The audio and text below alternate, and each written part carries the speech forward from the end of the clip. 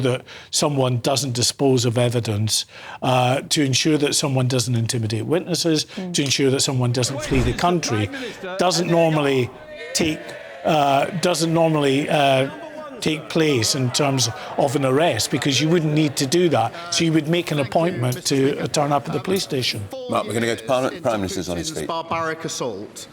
The courage of Ukrainians burns bright. We are extending sanctuary to Ukrainians in their time of need, providing the weapons and aid to support them in their fight for a just peace. We're degrading Russia's economy and planning for a ceasefire that protects Ukraine's sovereignty. That support will never falter. And yesterday, Mr. Speaker, I recommitted to President Zelensky and the Ukrainian people that we stand with them in the fight for freedom, democracy and the values that we all hold dear. Mr. Speaker, let me also congratulate Team GB for their superb performance in the Winter Olympics. They are brilliant ambassadors for our country, and I know the Paralympics GB will also do us proud. Mr. Speaker, this morning I had meetings with ministerial colleagues and others. In addition to my duties in this House, I shall have further such meetings later today. Thank you, Mr. Speaker. And may I associate myself with the remarks of the Prime Minister in respect of Team GB and Ukraine. A great former Prime Minister once said, "You turn if you want to, the lady's not for turning." Like the leader of my party today, she was a leader of principle and backbone. But we know this current government is no stranger to the U-turn. So given that, can I gently tempt the Prime Minister to add one more to the current tally to help get Britain working again by backing the fantastic shops and businesses in Melton Mowbray Town Centre and high streets across my constituency and beyond to succeed and grow by scrapping the government's business rate changes that will hit so many of them hard? Well, it's good to see him in good form, particularly, if I may say so, after his health scare, which he and I have discussed a number of times. He discusses a former leader of his party. He was the former health minister, I think, who presided over record waiting lists. He was the former prison minister who left the prisons overcrowding. And he was the former economy minister under Liz Truss. We're picking up the mess and we're turning it around. Rachel Hopkins. Thank you, Mr. Speaker. I very much welcome the fact that our Labour government has recognised the state of Palestine, and I also welcome the Foreign Secretary's statement last week as Chair of the UN Security Council, setting out the UK's commitment to increasing humanitarian access to Gaza and advancing a two-state solution. Does the Prime Minister agree that protecting civilians, upholding international law and supporting Palestinian-led governments are essential for a lasting peace? Prime Minister. Well, can I thank her for raising this really important issue, because the ceasefire in Gaza remains fragile, and protecting Israeli and Palestinian civilians is critical to the next phase of the peace plan. Mr. Speaker, I'm proud of our commitment to a two-state solution, and we will be hosting the peace-building conference in March to build lasting peace and security for both Palestine and Israel. Hamas must decommission its weapons, destroy its terrorist infrastructure, and can have no future role in running Gaza. Mr. Speaker, whilst aid flows have increased, the level of need is still dire, and the Israeli government must stop blocking supplies and preventing work of international NGOs. That is unconscionable, and it is costing Palestinian lives. We come to the Leader of the Opposition, Kemi Badenoch. Thank you, Mr. Speaker. And can I associate this side of the House with the Prime Minister's comments about Ukraine and Team GB? Mr. Speaker, before the Prime Minister and I became MPs, parties of every colour increased the cost of going to university. The system is now at breaking point for graduates. I believe the student loans have become a debt trap. It is time for all of us to do something about it. Will he cut interest rates on student loans? Prime Minister. Mr. Speaker, I have to say I was glad to learn that the Leader of the Opposition has finally admitted that they scammed the country on this. And that applies to everything they did in government. We inherited their broken student loans system. We've already introduced maintenance grants to improve the situation, which they scrapped. And we will look at ways to make it fairer. And we will do other things within the economy to help students. What other things they say? The news this morning, Mr. Speaker, 7 a.m, energy bills coming down by £117. For millions of families and young people struggling. That's guaranteed money off bills in April, driven by the action that this Labour government has taken. We promised to cut the cost of living. We are cutting the cost of living. Mr. Speaker, I asked him if he would cut interest rates on student loans. No answer. And for the record, energy bills are still higher than when he came into office. He keeps talking about the last government. In case he hasn't noticed, my party is under new leadership. A lot of people wish his was too, including the backbenchers sitting behind him. But let's talk again about student loans and student fees even, because to win the Labour leadership, yes, with Labour together, the Prime Minister promised to abolish tuition fees. In opposition, the Education Secretary said, graduates, you will pay less under a Labour government. I wonder what happened to those people. But can the Prime Minister tell us whether graduates are paying more or less under Labour? Prime Minister. Certainly many in her party are under new leadership, Mr. Speaker. They're up there. The only change she's brought to her party is to make it smaller. And she talks about interest rates on loans. Mr. Speaker, not only have energy prices come down this morning, but since we were last here across the dispatch box, inflation has fallen as well, which has a huge impact on interest rates. Fallen to 3%, and the Bank of England say it's going to keep on falling. That's only happening because of the decisions that we made at the budget, opposed by the party opposite. They talk about the cost of living. This government is taking action, and under their watch, inflation was 11%, which crippled the state of finances for students as their loan rates went up. Mr. Speaker, I am amazed that while we're trying to talk about student loans, the Prime Minister has the cheek to talk about my party being smaller. His party is smaller too, including one MP who was arrested for child sex offences. So perhaps before he gets on his high horse, he should ask why his backbenchers are saying that they're being called the Paedo Defenders Party. Yes. So why don't we get back? So if he... Yes, I didn't say it. I didn't say it. I know it makes them... Sorry. OK, let's have less. Kemi Badenoch.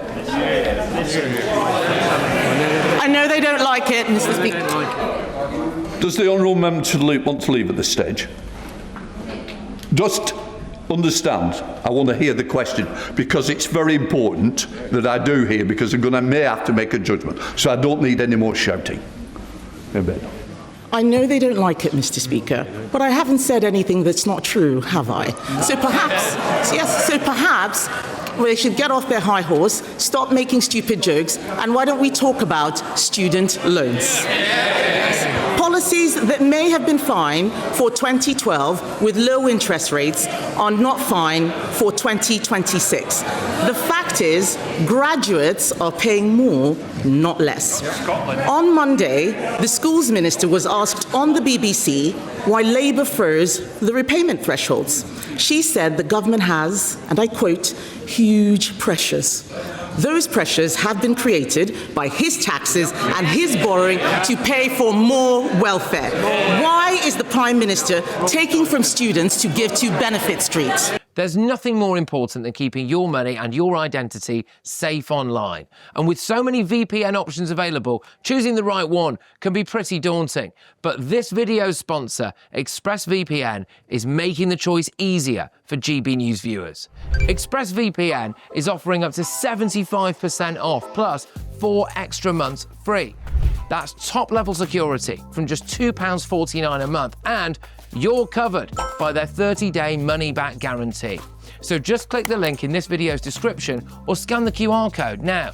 Remember, when you're online, you are often sharing personal data, so hackers can steal your information, your passwords, your photos, and your bank details in just seconds. But ExpressVPN encrypts your connection, making it virtually impossible for hackers to access your personal information. So why choose ExpressVPN? Well, it couldn't be easier to use. With just one click, you are protected. And ExpressVPN uses military-grade AES 256 encryption, which is the same standard trusted by the US government to guard their classified information. With their new tiered plans, you can protect up to 14 devices at once and manage passwords securely. Live chat support is available 24/7, and it typically connects you in under a minute with a real person. Click the link in this video's description or scan the QR code to get up to 75% off ExpressVPN, plus 4 months extra for free. Start protecting yourself today with ExpressVPN. What a nerve. Under their government, student loan thresholds were frozen for 10 years. 10 years. They broke the system. They did it with a bloke over there when they were in coalition together, and we're fixing it. Now, she used to say just a few weeks ago that she was going to focus on the economy at the exclusion of everything else. So I'm doing her a favour by bringing it back to the economy, because 117, desperate to talk about the economy, £117 off energy bills, inflation going down. The other thing that was confirmed on Friday, Mr. Speaker, borrowing is coming down, the biggest surplus on record. That means we've got the economy back under control. We're fixing the public finances. Now, I know the party of Liz Truss don't understand any of this, but she should welcome those changes when she next stands up. Mr. Speaker, he says they're fixing the student loan system. How? He wasn't even talking about this until I raised it. The fact is, those policies... And it goes for the row as well. Chair Select Committee expects a standard, not to shout somebody down. Kemi Badenoch. Mr. Speaker... I don't need any back chat. Thank you, Mr. Speaker. He's only talking about student loans now because I raised it. He says they're fixing the problem. The fact is, he's not. Why is it that I'm willing to ditch old Conservative policies that don't work and he wants to keep them? He's not going to do anything about it at all. On Monday, they voted to increase benefits yet again. The fact is, he is taking money out of the pockets of graduates and giving it to people who are not working. It is not fair. It is not just that he is saddling graduates with debt. It's not just that he is saddling graduates with debt. Yesterday, the Bank of England, yes, where she used to work in customer services. Yesterday, the Bank of England... Yesterday, Mr. Speaker, the Bank of England said that his policies are fueling youth unemployment. That's not us, that's the Bank of England.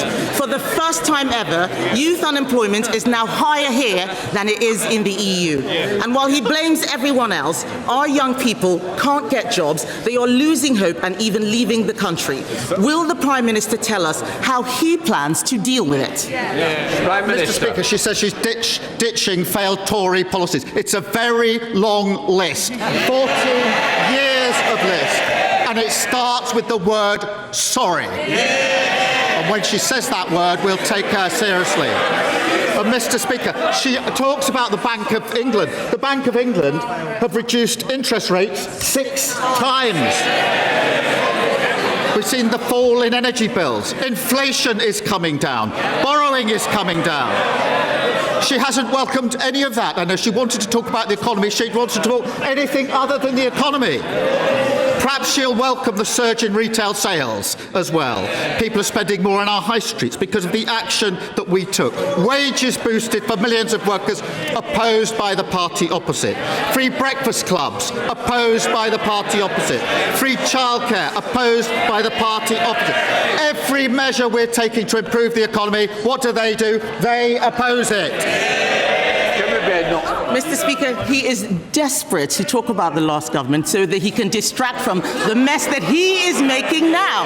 The fact is, he is the Prime Minister today. This is a man who got legislation in to fix his own pension, just him, no one else's. He won't sort out student loans for other people. He has no plan to get young people into work. He has no plan to help graduates get out of the debt trap. They can complain as much as they like. These are facts. 411 MPs, and not a single one of them has any imagination. We are the ones doing all the thinking. Yes, he has already... Mr. Speaker,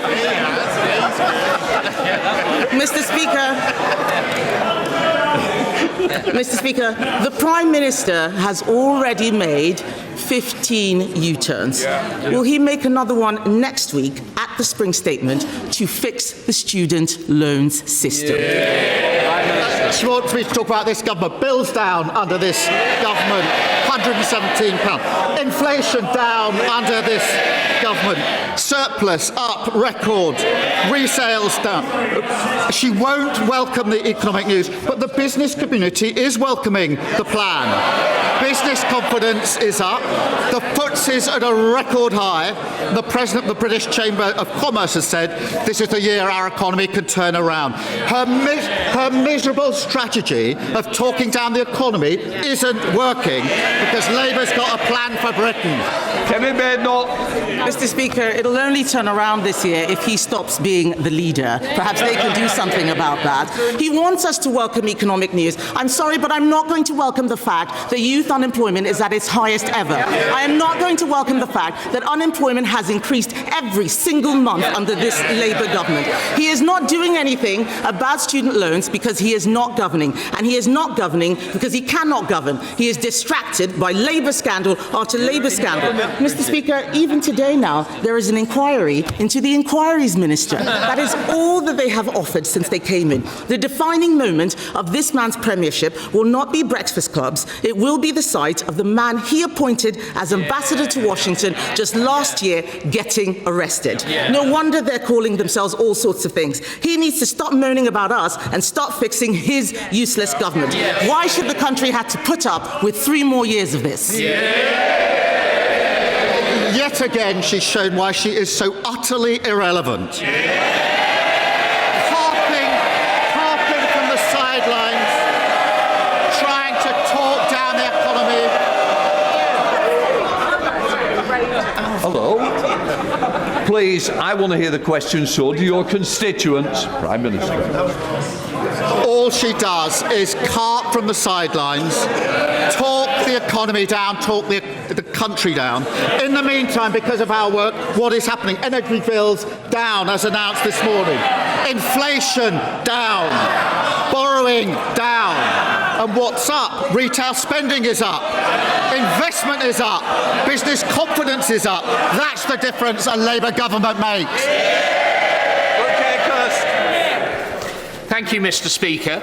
Residents in Stanley, in my constituency, are very excited about having their say on how to spend the £20 million of Pride in Place funding that Stanley South has received as one of the 250 most deprived neighbourhoods in the country. There are other villages and areas in North Durham that are too small to qualify for Pride in Place at the moment, but also urgently in need of investment. For instance, Grange Villa, New Kyo and the Avenues area of Chesterley Street.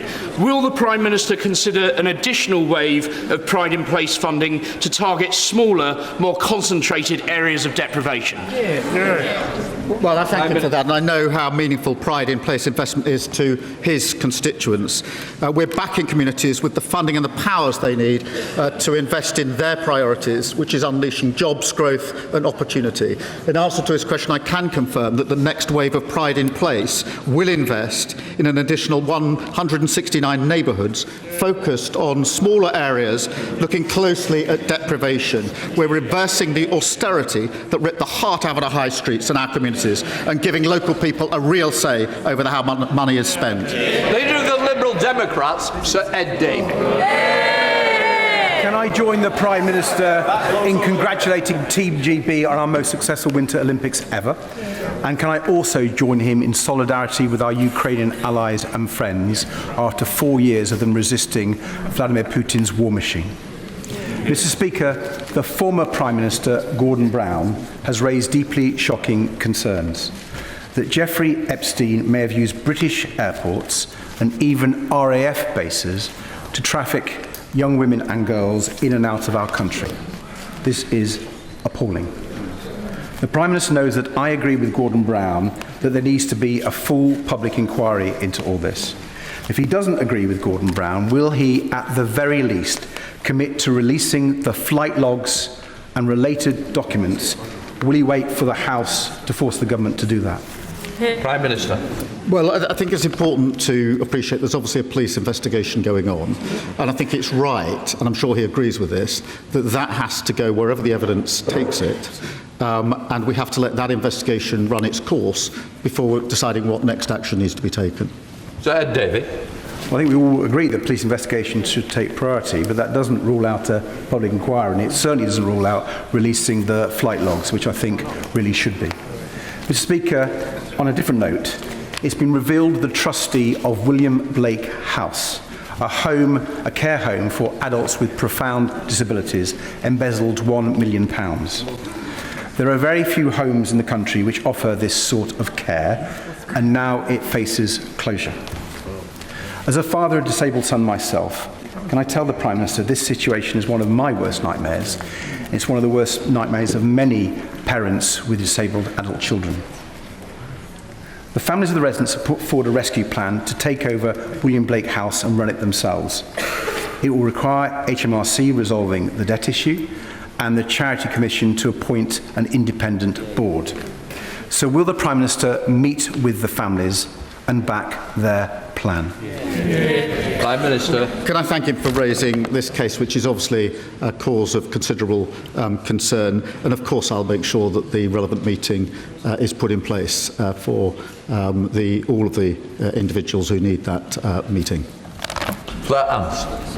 Mr. Speaker, given the recent challenges to the Equality Act, will the Prime Minister commit to protecting those laws which prevent discrimination at work and in society, making sure that women aren't fired for being pregnant, and ensuring that everyone is treated fairly, regardless of their sex, race or disability?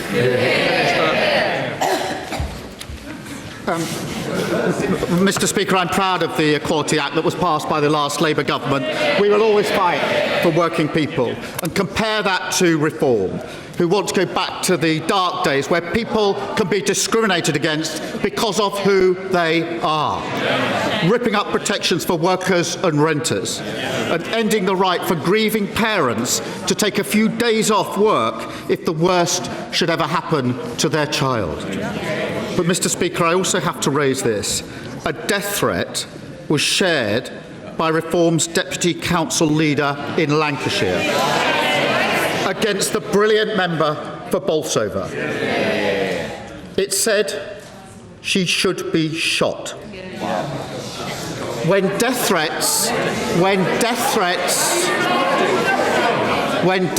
were made against the member for Clacton, I stood at this dispatch box and condemned them outright. If he has any decency or backbone, he will stand up, apologise, condemn the comments and sack the individual in his parties. Will he do so? Nigel Farage.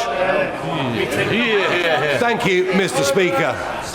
At the age of 14, Michel Mandarin was forcibly removed from his home, the coral atoll of Ile-de-Quoi, dumped on the quayside in Mauritius, forced to live on food scraps out of bins. He has resettled those islands and yet now faces a removal order from yet another Labour government. So maybe twice in one lifetime, he's going to be asked to leave his homeland. Can I ask the Prime Minister, for a government that is full of human rights lawyers, within and without, why do the opinions and human rights of Indigenous Chagossians not matter to him at all? Prime Minister. So he has neither the decency nor the backbone to condemn a death threat to a member of this House, whichever party they are in. He doesn't have the decency or the backbone to condemn it and to sack the individual. And that just shows that his party have got nothing to offer the country but grievance and division. Look at their candidate in Gorton and Denton, a man who says anyone who isn't white cannot be English. No wonder he's been endorsed by Tommy Robinson. It doesn't represent our country, and anybody who wants to stand against that hatred and division should vote Labour on Thursday tomorrow in Gorton and Denton. Thank you, Mr. Speaker. Can the Prime Minister update the House on how the government is tackling the misuse of illegal drugs? And will he reassure parents in my constituency of Rugby and across the country that Labour will continue to disagree with the views and the voices of those who think that it is a good idea to legalise Class A drugs like heroin and crack cocaine? Prime Minister. Can I thank him for raising that? We are working relentlessly to tackle the supply of illegal drugs and expanding police powers to test more suspects upon arrest. The Green Party's policy isn't just irresponsible, it's reprehensible.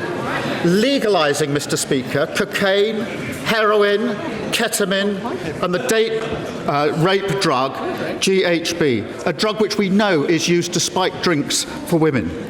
Now, whilst we're making that an offence, the Green Party's proposals would shatter lives, increase antisocial behaviour and see drugs use running rife. And I have to say, as the father of a 17-and-a-half-year-old son, the idea that the argument is being made by the Greens that when he turns 18 in just a few months, it would be lawful to provide him with heroin and crack cocaine is absolutely disgusting.